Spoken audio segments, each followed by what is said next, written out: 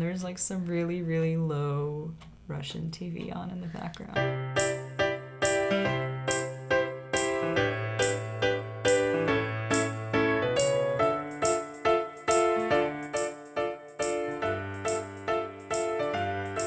Hello, everybody, and welcome to another episode of the We're So Young podcast. Today we have Yevgenia Katz, or as I like to call her, Yevi. She is an actor, she's a writer, she is one of the most positive and influential people in my life. But who are you, Yev? That's a good question. Who am I? I am...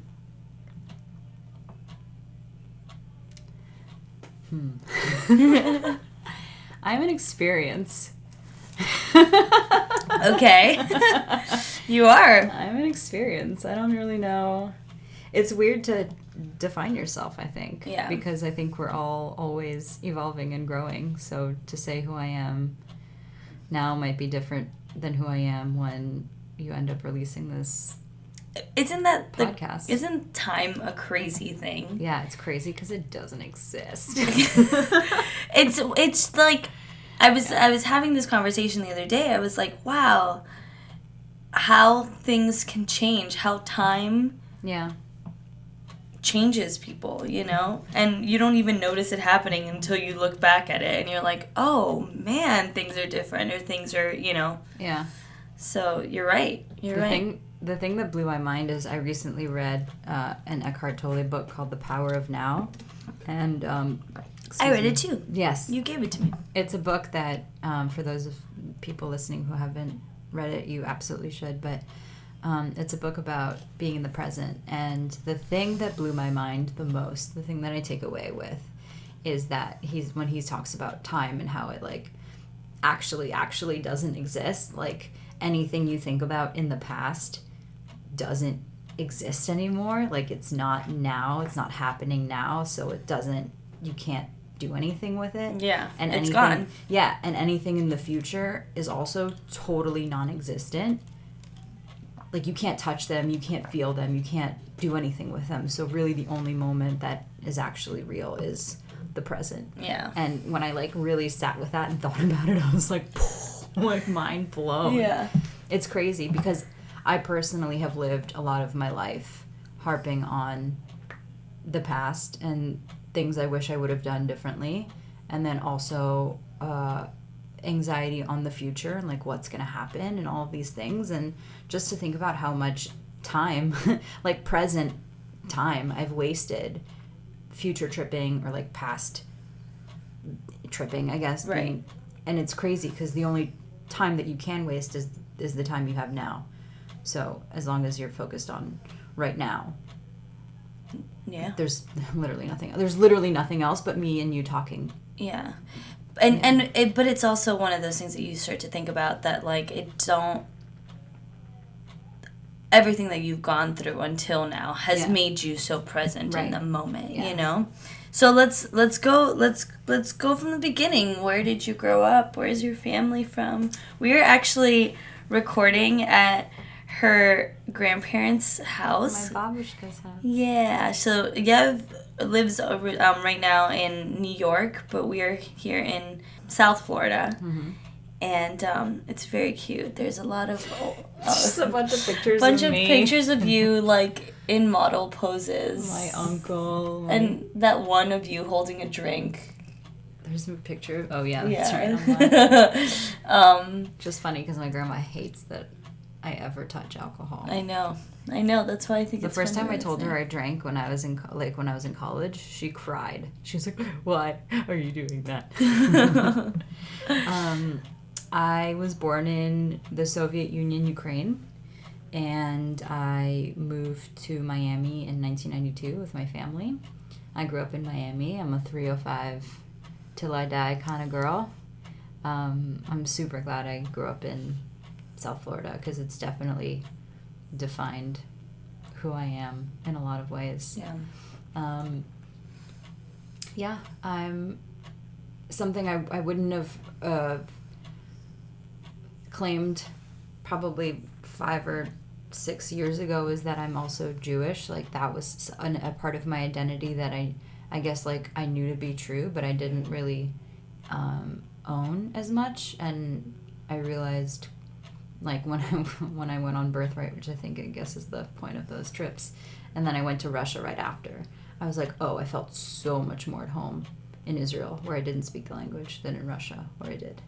And then I realized like the whole reason we came to the States was because we were refugees, because Russia was super anti-Semitic. And then I was like, oh, I'm a Jew. Yeah. I'm a Jew no matter what language I speak. Yeah. I could be Spanish and I'd be a Jew. I could be English and I'd be a Jew. Right. So yeah, it's become part of my, but like it's for me and my family, it's a big part of our culture. It's a cultural thing, I think, which I think it is for a lot of people as well. We never really practice Shabbat, even though we just came from like Shabbat dinner, but for us that's just like Friday night dinner where we like light the candles and like my brother-in-law will say a prayer and then we just eat and hang out with each other, and it's nice. But it's, you know, it's your own community, you know what I mean? It's like what you make of it, you know? Like, definitely. And that for you is your Shabbat, you know? Like, and it's like, and that's what makes religion beautiful. Yeah. You know? Because it's subjective to each person, and nobody can tell you otherwise. Mm-hmm. If it, you know what I mean? Like it's, but yeah, so you grew up in Miami. I did. You grew up in Miami, and you are an artist primarily, and an artist in a lot of different ways. Mm-hmm. Did that come about from an early age? I think I was always a creative kid, whether I knew it or not. I, like, looking back, my sister and I are 11 years apart, so I spent a lot of time playing by myself, and I just played pretend. I lived in my own world. I had dolls, and I was only allowed to watch like an hour or two of TV a day, so the rest of the day I would just like be playing or listening to a cassette tape that my sister had made, like a mixtape, and just like memorizing the words and listening to them and basically like acting out the songs, you know. And one of the songs is Gangsta's Paradise, which is a really funny thing for a 6-year-old to know. And really, like, I fucking felt it. I was like, yeah, when I walk through the valley of the shadow of death, I take a look at my life. 6-year-old you. 6-year-old me was praying in the streetlight. Yeah, and then I think it came up, like, once I got into elementary school, I think my teachers saw that I was good. I won, like, a writing contest in 3rd grade, and that's when I got into gifted in 4th grade, and that was the first time I ever acted. Like, our teacher made us put on a play of Treasure Island, and all the other kids, like, all the other girls, I should say, wanted to be, like, hula girls, and so they can wear, like, bikinis and hula skirts, island girls. And I was like, no, give me a sword. I want a mustache. Like, let me kill somebody. I want to die. I want to be a pirate. And I'll never forget, there was one performance. We'd always do them after lunch. And there was one performance where, like, I had a Jolly Rancher, or, like, something blue, like a lollipop that was blue. And I was eating it during the performance because our section was, like, the last section. And then when it was my time to go, like, my mouth was entirely blue. And I did my part, and, like, I was on time and everything. But then my teacher yelled at me. She was like, your mouth was blue. Like, you can't do that. It completely ruins the illusion of the world that we were creating. And I was like, oh. And I was like, oh, my God. Like, I'll never do that again. And I took it so... Wow. I was so... She shamed me, first of all. I mean, but shouldn't be... I shouldn't have, but, you know... But you're also, like... But how much I cared kind of made me realize, like, oh, I care. I like this. Yeah, I like this. Yeah. And then it kind of just, like, one thing led to another. I did, like, a speech contest in 5th grade, and I got 2nd place in the region, and my mom put me in drama camp. And then I was just like, oh, like, I'm not afraid of being on stage in front of people. In fact, I kind of like it. And it's fun to play pretend. Like, why wouldn't anyone want to do this? Right. And now growing up, like, I get some people don't like to be the center of attention. Yeah. And that's totally respectable. Or they like financial stability. Yeah, that too. I can't do math to save my life. So that was never going to be a career path for me. I think regardless of if I kept pursuing a path in performance and creativity, it would not be like a practical job, I guess. So you've been doing this a long time, and you are a working professional, and then you've also, I was gonna say you've recently, but geez, talk about time. Yeah. You made a leap to live in New York. Yeah. That was 5 years ago. 4, 5? Mm-hmm. Man, wow. Yeah. I want to put long. an asterisk on working professional, because I would totally be transparent and say that I don't think I've worked as an actor in the last year. Yeah, probably a year was the last time I worked and got paid to do the acting thing. Mm-hmm. And that's just kind of the name of the game, and that's like chill too. It took me, it was hard at first to be like constantly thriving and or wanting to, let me think how I put this. It took me a while to realize that was not a validation for me as a person, to like not be constantly working, because what it has allowed me to do is put my focus on another passion of mine that I guess I didn't really ever take seriously, which is writing also. And that's something that I've been leaning more towards in the last, I would say, a year and a half. But yeah, when I was here in Miami, working in theater was a real treat, and that's where we really became close. Yeah. But then once I moved to New York, I kind of realized I wanted to do more film and TV, and then I had done some, like, I did a short film, and I did a feature film as part of a filmmaking class, and those experiences were really good learning experiences, and that's pretty much it. Like, it's funny because, like, even when you get to do things and they feel, like, super major, they don't always end up going anywhere. And there was another film I did off an audition that I got, and I was excited to be a part of another feature film that was, like, probably going to hit festivals. And then as soon, like, when it was shot, like, my scene was cut, and also nothing ever happened to it. But I got paid to be on set that day, and that was, cool. Yeah. Isn't that interesting? Like, that it's totally the nature of the game as any arts person, Mm-hmm. It's just like, I say that, I've said this before on the podcast, but it's the idea of, like, your long-term goals is to keep your short-term goals going, Yeah. And it's and I think it just makes it so much more rewarding. Mm-hmm. And I feel like I'm dealing with this currently because I've been very, very blessed in the last, I don't know, like 10 years in particular. Yeah, girl, you've been booking. And it's been great, like theater in particular. Mm-hmm. It's been great. And then this is the first year, and I mean, and it's always subjective, because it's like, I could be like, right now I don't have a show, and then all of a sudden I'm going to book something, because that's how it is. But at the moment, it doesn't seem like I am going to be doing any theater this year. Yeah. And that is terrifying. Because there's a big part of me that enjoys my day jobs, and I'm very lucky that I get to, like, work in, like, acting stuff out as my day jobs. But I also have been saying that I wish I had more time to focus on film and TV. Mm-hmm. And I think it's just, like, it's the universe being like, here it is. And literally, I haven't been working on a lot of theater stuff, and I have been booking a lot of TV, film, and commercials. So I'm just like, okay, well, the only thing is that those come way more sporadic than... Well, they're also short-term jobs. Yeah. I saw, actually, talk about culture right now. I saw this meme. Mm. And I sent it to a friend of mine today, and it was like 2 flowers. Mm-hmm. And one flower says to the other flower, wow, I love your petals. I don't seem to be blooming the same as you, or as fast as you. And then the other flower goes, we're different flowers, silly. Of course we're going to bloom differently, or something like that.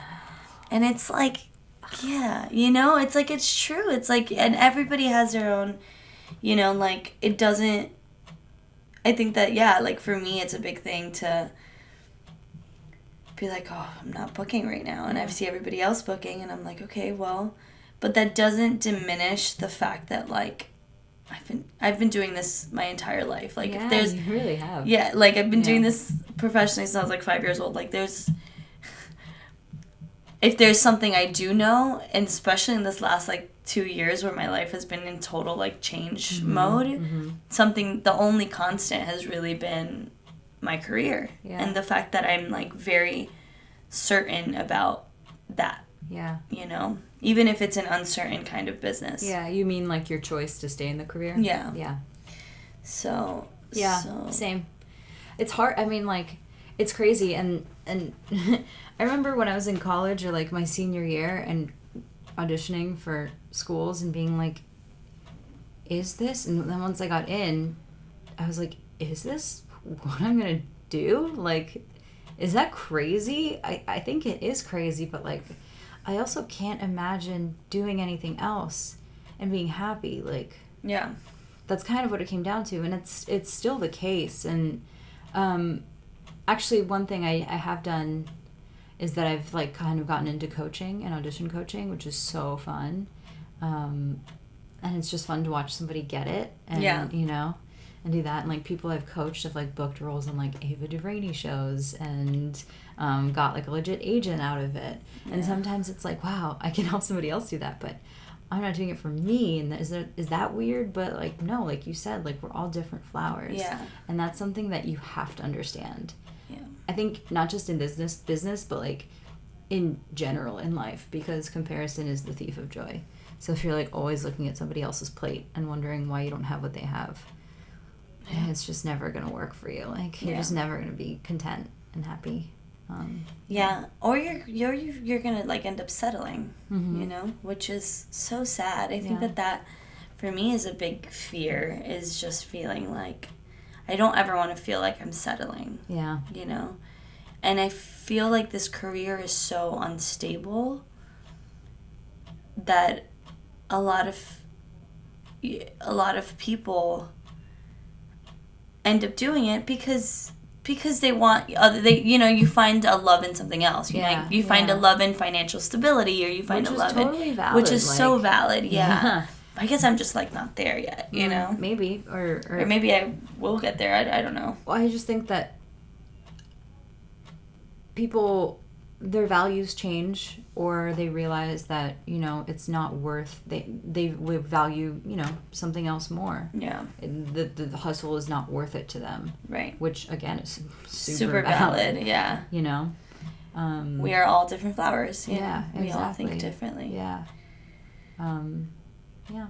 How has your venture into writing been recently? It's been, so speaking of, like, paths, and a couple of years ago, 2 years ago, I've lived in New York for 5 years. At the end of the third year, I put all my stuff in storage and went to the West Coast to see if I wanted to live in LA. Turns out I do not want to live in LA, at least not for now, and not to, like, live. And then when I moved back to New York, I was like, okay, I'm doing this for a second time, but I don't want to obviously fall back into, like, the same auditioning for, like, student films and whatever, just because the quality of the things that I was auditioning for wasn't very good. Right. So I was like, okay, what am I going to do? I've always thought about going to grad school. Let me audition for grad school. And so I auditioned for a grad school. And while I was filling out the application for it, they asked for a letter of, like, an artist statement. And I started really thinking about what made me happy, because I'd been super depressed for probably the last, like, year and a half of being in New York. At that time. At that time. 2.5 years ago. Mm-hmm. And I was like, okay, what brought me joy when I was a kid? Like, what did I love to do when I had nothing else to do? And the answer was, like, part of it was writing. Like, I loved to play pretend, but I also, like, loved to write. I wrote, like, lyrics, weird poems. Like, I just loved making up stories. And at some point in my acting education, I kind of closed that part off of myself, because I was like, if I'm going to be a successful actor, like the next Meryl Streep, I have to just focus on acting, because that is going to make me good. You know, you put in your 10,000 hours and, like, that's that. Right. And so as I was auditioning, like, for this grad school, I kind of realized after writing that artist statement, I was like, I had already started writing at that point, actually. To circle back to your question, writing came about for me because I was so frustrated with the stuff that I was auditioning for, the stuff that I had been in that I wasn't satisfied with the final product of, that I was just like, I just realized I saw my friends writing. I saw Corey and Edson, you know, producing, and Josh, and producing a show that they had written and, you know, both done. Josh and Edson have been a part of the show, actually. Yes. So. And not just them, but, like, my friend Mimi and Laura, who are the Chunk Girls, you know, just, like, making their own content and getting signed with, I think 3 Entertainment. I don't know. Yeah, but they're killing it. Yeah. And I was just like, bro, like, why not me? Like, I've got stories to tell. Like, I'm a person. Yeah. I'm pretty funny, I think, sometimes. And, yeah, I'd been sitting on this idea for a series for a long time.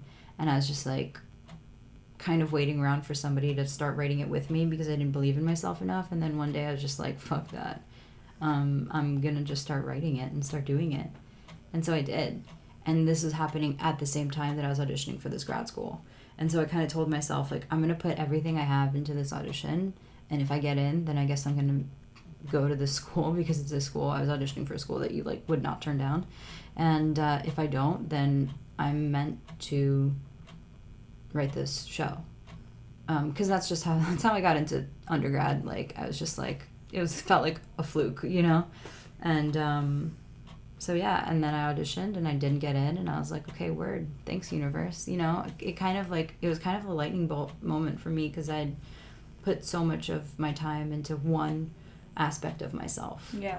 And then it was like this whole other world opened up for me, where I was getting to express myself and my experiences and things I wanted to say about society and culture and, you know, all these things. And I've never taken, like, a writing class outside of college and, like, writing papers. But what I did was I just read a lot of scripts. Yeah. And I watched a lot of TV. And writing's always come really naturally to me. So yeah. it was like, and the internet is so accessible when it comes to, like, formatting and stuff like that. Yeah. And I have friends who are in the industry, and they're, like, producers. And so, like, I remember sitting with my friend once reading a script that somebody had sent him, and I was noticing in the action lines, like, some words were in all caps and other words were not. And I was like, what does that mean? And he was like, oh, that's when the camera focuses on that thing that's all caps. And I was like, oh, okay, cool.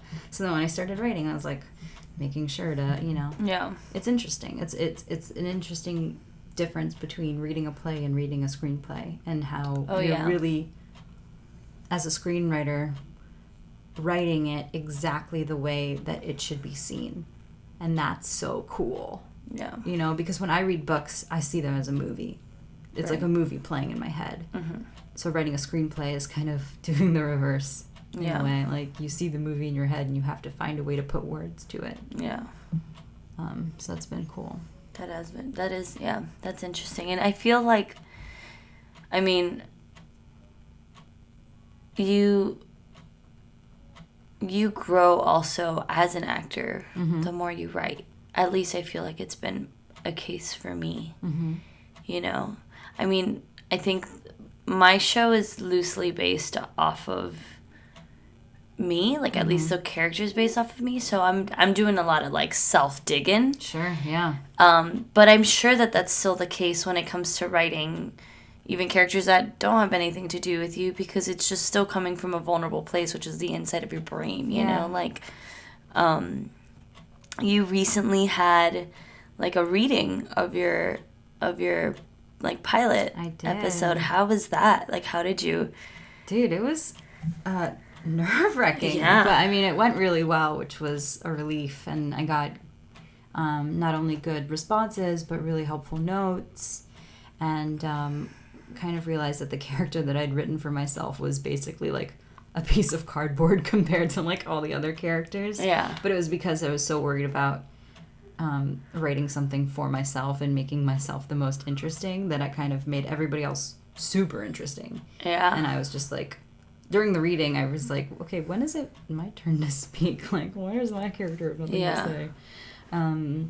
But I mean, it's terrifying. It was scary to ask friends for help. And like, what if nobody wants to help me? Or like, nobody wants to come? And it took a lot of getting out of my comfort zone to ask people, because I realized I'm the kind of person, I mean, all of this is huge personal growth. Like, being an artist, being an actor, being a person requires a lot of like introspection and like, why am I this way and how do I break out of my patterns that are no longer helpful to me? So for me, it was like, I was always super willing to help other people with their projects, but when it came to the things that I wanted to work on, I was very shy about talking about them or asking people for help with them.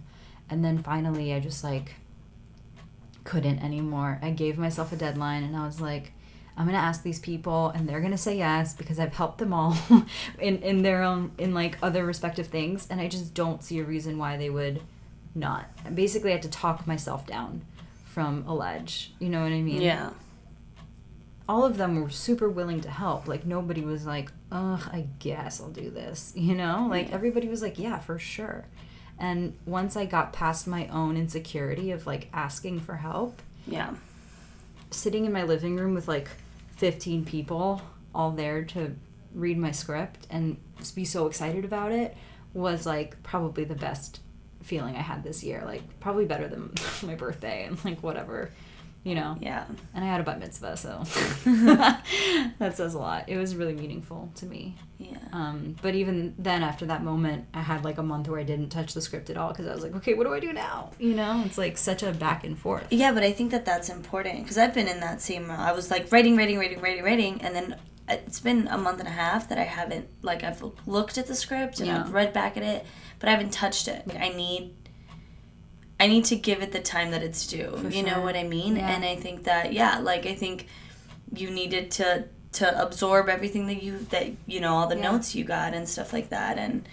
And people reading your stuff, at least for me, is very, it's scary. Mm-hmm. Like, when I sent you my script and when I sent a bunch of people who I respect their writing and I respect them as artists, and like you respect their opinions. Yeah. And because you hold them with so much respect, and this is something so real and raw and vulnerable, it like, oh man, it's scary. Yeah, it's scary, But it's always so much more satisfying when you know that they have an opinion about it. Sure. Whether they like it or they don't. Yeah. You know what I mean? I never thought that I would be so grateful for notes. Yeah. You know? It's more helpful to me now at this point when I'm sending it to people and they're like, this is great. Like, I loved reading it. I'm like, cool. Like, yes, I'm glad that it's resonating and whatever. But maybe also it's like the perfectionist in me or like the insecure part of me where I'm like, okay, but tell me what's wrong with it. Like, I want to make it perfect, which is crazy because nothing is ever perfect. And also you have to choose what notes to take and choose what notes to not take. 100%. Like that's a whole nother ball game, and that's okay. Absolutely. Judd Apatow talked about that. He was like, as soon as I start writing things, I send it to like 1 million people because I'd rather know if I'm like heading in the right direction or not right away, and rather than like spending like 2 months on writing a script that's like garbage, which I don't think anything he wrote was garbage, but of course not. He said that he's always been really good about using his instincts on what works and what doesn't, and I think that's also something that you just hone over time, and nobody understands your story as well as you do. Exactly. So there's that too. My mom started reading it and she's like, I couldn't read it past the first page, and I was like, that's fine. It's I didn't expect you to get it anyway. Yeah, she'd like it more if she saw it, you know what I mean? Right. I think. Maybe. Maybe or not. Yeah. Yeah. Yeah. But it's so cool. It's also like what an outlet, you know? It is an outlet, but it's also like, I mean, now I'm at the point where I have this fetus, essentially, and it's like my creative baby, and I just like don't know what to do with it next. You know what I mean? It's like now there's the pitch deck, and now there's the Bible, and like the way that you sell it. You know what I mean? Like there's so many things that are growing me as an artist beyond what I ever thought that I would be doing. Yeah. And it's pushing you out of your comfort zone. Yeah, 100%. And it's great. But it's great. Yeah. And like it's how else do you grow? How else do you grow as a person if not I think at the end of the day, everything that I've gone through and like all of the jobs you don't get and all of the stuff, you know what I mean? It leads you to the point where you need to be. Yeah. So that's kind of where I feel like I am now. Yeah. And yeah, it's scary and uncertain, but it's also really exciting to feel like that on some level the power is in my hands. You know, like obviously not at every level, but yeah. But you have so much power to put forth as much energy as you can in it, you know, which is it's not like that's lovely, you know, like that's awesome. So, how do you think that all of this has? Because you said you were very depressed. Yeah. How has this has it helped? How did you get past that? Well, I quit smoking weed. That was a big thing, because I thought it was alleviating. I thought I was helping my depression, because, you know, that's what they say. But at the end of the day, I was actually exacerbating it, because I was not doing the thing that I wanted to be doing. You know what I mean? Yeah. That helped a lot, truth be told. And then the writing of it, and I think my depression was stemming from a feeling of not living up to my potential, let's say, and my actions and my feelings were conflicting. Like I was feeling like I wasn't living up to my potential, but I also wasn't necessarily doing anything about it. Right. So there were things that I just like did to like shake myself up. Like I did quit smoking, and I did this thing of there's a Ruby poem that says that 40 days of early mornings, what 40 days of early mornings does to your soul is like the equivalent of like 9 months in the womb or something. It's like you basically put yourself to a discipline of waking up early every morning, and you just learn from something from like the discipline of that. And so I did that, and that was crazy and put a lot of things into perspective for me in terms of like I was never a morning person. You're really good at that, by the way. Like I super admire you for being really disciplined in that way. That was never something that I was instilled in, because I never played sports or anything. Like nobody ever like forced me to get up early and like work out or do anything like that. I've always been like a going to sleep early. Yeah. Wake up early. I was not. Person. I was like a stay up till 3 a.m, like on Facebook, wake up at 12, just in time to go to work. But like your whole day is gone. I know. And that's why I was super depressed. Yeah. I was just like wasting a lot of time, I guess, you know? Yeah. And so I just started holding myself accountable for the way that I was living and being like, okay, this is what I want. Honestly, I really look up to Jennifer Lopez and The Rock, because they're people who also came from nothing and like just have serious work ethic. Yeah. And have made pretty like they're moguls of themselves, you know? And I was just like, okay, for sure Jennifer Lopez is not staying up till 4. Oh, no. You know, like... She also doesn't drink. She doesn't drink. She doesn't do anything. I mean, she looks like she's still 18, so it's amazing. She's doing something works out. Yeah, she works out. So that... Drinks water. That was what got me out of my depression, honestly. And that, and a lot of spiritual work. I had to, like, really come to terms with like the way that I was suffering and why I felt like I was alone and stuff like that. And I found a book called The Course in Miracles, which has really helped, and it's given me a meditation practice, which I always knew I needed but never like kept up with. And I'm on day like 265 of 365. Wow. Oh my god, just realized. Yeah, and I meditate twice a day now, and I am just more focused on my growth and realizing that there's a self within myself, and there's a voice that, you know, is the doubtful voice, and there's a voice that is my inner higher self, and realizing that I'm not the doubtful voice, or that voice is just there to challenge me.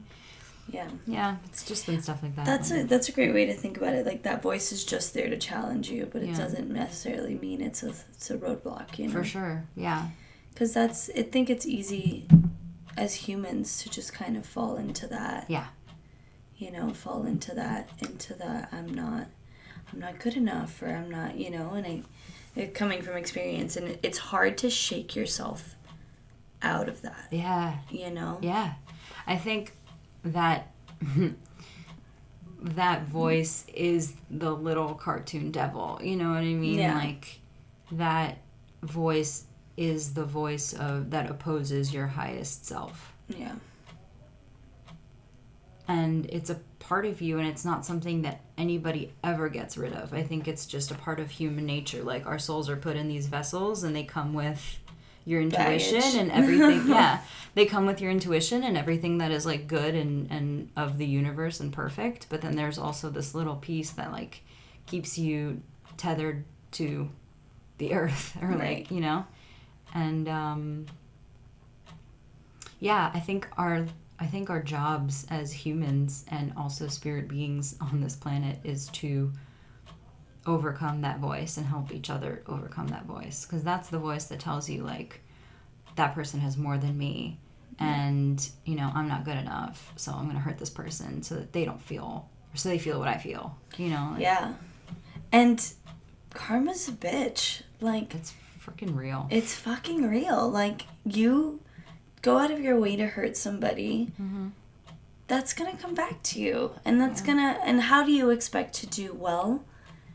Or you might do well for some time, but how do you expect long term to do well for yourself if you have so much like anger and have a grudge and have, you know? Yeah, I really believe in the principle of you get what you give. Yeah. Yeah.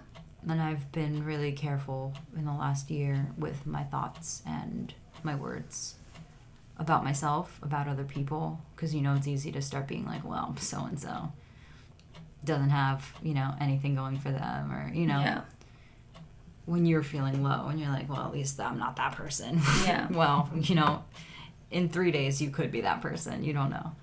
So, yeah, I do believe in that. And, I've just seen, bitch, bro. Yeah, I mean, I think you're like, you guys are listening to like two soul sisters talking, you know? So it's interesting because I think we've both seen each other grow a lot. Specifically within the last 5 years. It's funny because we don't live in the same state, but I talk to you more than I talk to like a lot of people. Yeah. Just like, you know, and like, and we've just seen each other go through these like big life changes in the last 5 years. And I mean, like, we're not those people. We're not the same people we were like 2 months ago, you know, both of us. I feel like a different person from who I was on Sunday. Yeah. And that's amazing. So knowing, for lack of a better word, because do we actually know, but like knowing things that you know now and how you feel right now and how you feel today and being present today, if you would be able to go back and tell, I don't know, maybe awkward middle school Yevi. Oh, she's so cute. Something. What would you tell her? What would be the young advice? I would say don't worry so much about what other people think and just have fun being yourself.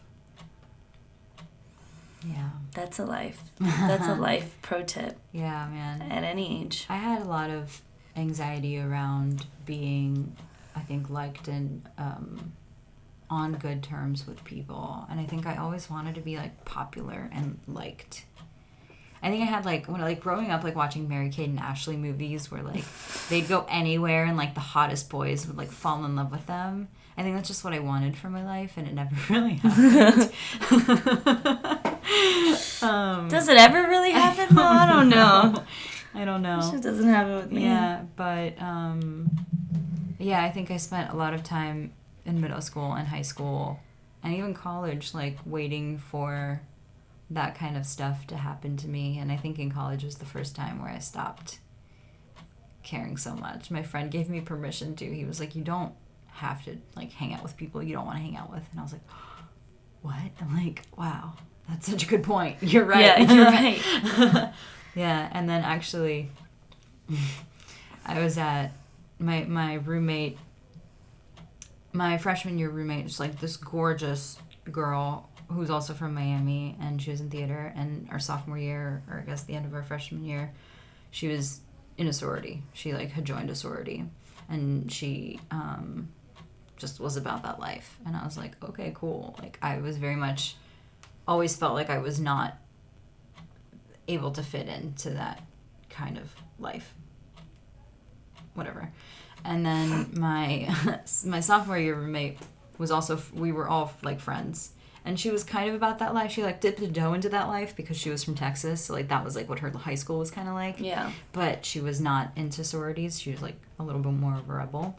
But, like, one day they dragged me out to go to, like, some party that was happening in a bar. So we'd, like, sneak in from the back or whatever. And I'm there with them. And then at one point, they both run off to, like, chase boys. And I was just standing there, like, kind of, like, trying not to look awkward. Trying really hard not to, like, be the awkward girl who's, like, alone at the party.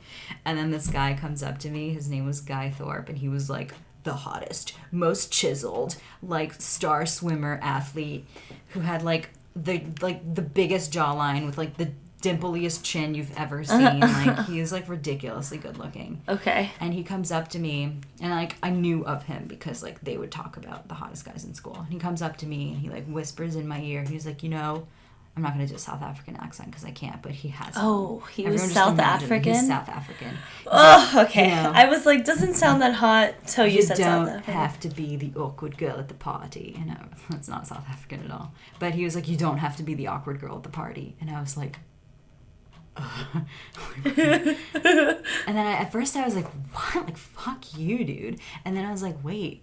Thank you. Yeah, I actually said thank you. Thank you for saying that, you know? You're right. And then he, like, brought me over to a bar where there was, like, these weird, older guys, and they, like, started talking to me, and I was like, I'm an actor, and they were like, are you a model too? And I was like, yeah. And then it got weird, so I separated myself from that situation. But I'll never forget that. Yeah. Because I don't, and nobody has to be the awkward girl at the party. I have a couple friends from South Africa, and they are real. They're very real. They're real people. Yeah. Like, they'll just tell it like it is. They'll just tell it like it is. Yeah. And they're also hot. Mm.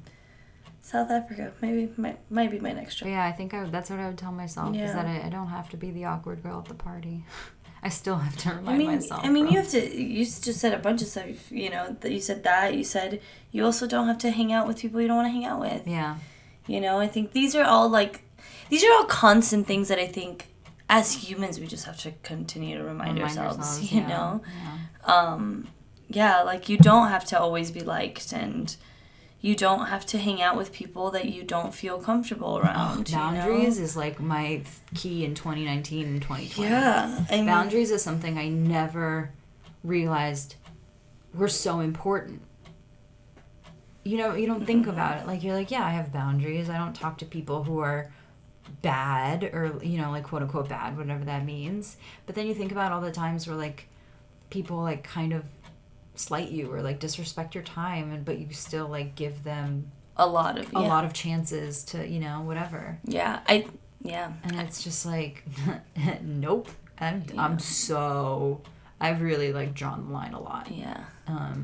It's in so terms important. Of my own. Mm-hmm. But that's how that's some self-growth there. You know what I mean? Because I think once you start to become more into yourself as a person, you start to see that, like, this last year for me has been hell. It's been one of the hardest years of my entire life. Yeah. But if there's one thing that I am so grateful for, is the support system that I didn't even realize I had with friends that I didn't even realize were like that for me. Yeah. You know what I mean? Yeah. And then the people that I have counted on for a very long time, how not there they were. Mm-hmm. Like, it was like I have my two really, like, best friends from high school. We're all going through our own stuff, and I get it. It's not all about me. But, like, there were multiple times where I was like, I need to talk to you. And just, like, radio silence. And then there's people like, I mean, you're, like, someone I always call. Especially if I need a slap in the face. It's like, I need you to tell me how it is. But you know what I mean? Like, there's just, like, this, like, core group of people that I was like, wow, I feel so supported. Yeah. Even in my darkest days, like, there are people that I was just like, if you would have told me 3 years ago, like, these are the people that are going to be in your life that are, like, there for you, Yeah. I would have been like, yeah, right. Really? This person? Okay, yeah, sure. And these are the people that are just, like, my core, my foundation right now. And, like, and they, and to that same effect, people that I thought would actually be there for me or thought that were my friends are not. And that's okay. Yeah. That's okay. But I also am not going to put in the same effort if it's not going to be reciprocated. Right. Yeah. And I think that only comes with you growing into yourself as a person and being like, well, this is like... Because I think both you and I are very open and honest with, like, this is what I need right now. You know what I mean? Like, with anybody, with the grocery man, like, I need you to put my eggs on top, or something. You know what I mean? Like, I'm very good at being very specific, and so if you're not willing to do that with me, then I'm not going to put in that effort. Yeah. You know? I realized for me it was like I said earlier, I'm really I like to say yes to things when people ask me if I'm available or whatever, and then even sometimes when I'm not, I'll like make a way to be available for people because I would hope that they would reciprocate, which I don't think, it's actually not the best intention, and I'm learning to like be more intentional with the things I say yes to, right? As opposed to, like Oprah talked about in one of her podcasts, which was life-changing for me to listen to. She talked about doing things with intention and how, like, one time Stevie Wonder called her to, like, donate money to this kid who was, like, dying of cancer, and she thought about it because she had, like, just decided she was going to live her life with intention. She was like, a lot of people call me and ask me for things. Why would I give this money to this particular cause? And she thought about it and she thought about it, and she was like, the only reason I would say yes is because I want Stevie Wonder to think I'm a good person. And she was like, that's not a good enough reason. And she said no. And she was like really worried. She was like, I hope he wouldn't, like, hate me or whatever. And he just like, okay, thank you. And that was it, and I think about that. I've said yes to a lot of people to do things for them that were really out of my way and like out of my comfort zone, and took a lot out of me to do, and then not always were those same kind of favors reciprocated to me. And that's something for me that I realized I need to set boundaries on, is like what I say yes to, and if it's really worth my time and energy, and what is my intention in saying yes. Like, is it because I want to help this person, or is it because I want them to think something in return? Yeah, I want something in return, or I want them to think I'm a good person. Right. Because that gets those lines get blurry really fast. Yeah. And then I'm doing things for people because I want them to like me, which is exactly what I was going through in middle school and high school. Yeah. It's just a constant reminders. You just gotta check yourself. Check before yourself. You wreck yourself. Words of the land. Yeah. So we're heading to the end of the episode. What is something new that you've done recently? Ooh. I got my face and my palm read. Face the other read. day. Yeah. Okay. So apparently, like, your face is, it's marked off in 3 sections, and like the top third of your face is your intuition, the middle part of your face is your practicality, and the bottom part of your face is your intellect. And like whatever side is like more dominant or like bigger is what's more dominant. And for me, she said that my intuition and my intellect are both like pretty proportionate, but the middle of my face is kind of small, so I'm not a practical person. And then, which is totally accurate, I think. She's like, you have all these big ideas, but you like don't know how to like execute them. And I was like, yeah, that's really true. I like really get tripped up on making lists and like following through with things. Yeah. So that was one thing. I'd never gotten my face read before. Yeah, but what if like my face has changed, you know? Yeah, I like, don't know. That's a good question. You know, like I have nose surgery, so that's not the same. And I guess I broke my teeth and my jaw looks different. I don't think it's so much like the shape of your nose as opposed to just like the...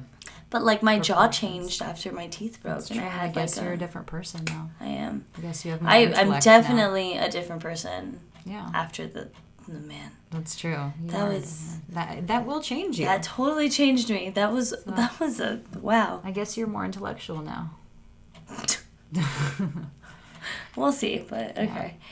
Yeah. Cool. What's something new you want to try? I guess it's not new, but does it count? I really want to do stand-up. I only half-assed did it, because the first 2 times I did it, I went up there like without anything prepared, and I just like kind of talked for 2 minutes or 3 minutes. And the first time I did it, like I got some laughs, and the second time I did it, there was 3 people in the room. It was just like not very funny, because it was like, oh, you're just not prepared. But I like really want to do it. Okay. Seriously. That's good. Yeah. Yeah. That's a good goal. Mm-hmm. That's talking about vulnerability. I don't know. I don't know if I could do stand up. I mean, maybe I can do stand up. I mean, yeah, I just kind of want to. Yeah, why not? Yeah. That sounds like fun. I could probably do 10 minutes on my grandma alone, and the things she's roasted me on. Love your grandma. Me too. I love it. She's a whole presence on your social media. It's the best thing. Yeah. If I ever become anything remotely of like a figure of an influence, it's because of her. She's influenced me a lot. Her and my mom, my sister. Strong women. Yeah. Strong, independent women too. For real. Yeah. So, thank you so much for doing this. Yeah, this is fun. We did it. The real deal. Yeah, we actually did it. Well, thank you for doing this. Thank you. Thanks again for listening to the We're So Young podcast. Like what you've been hearing? Help spread the word.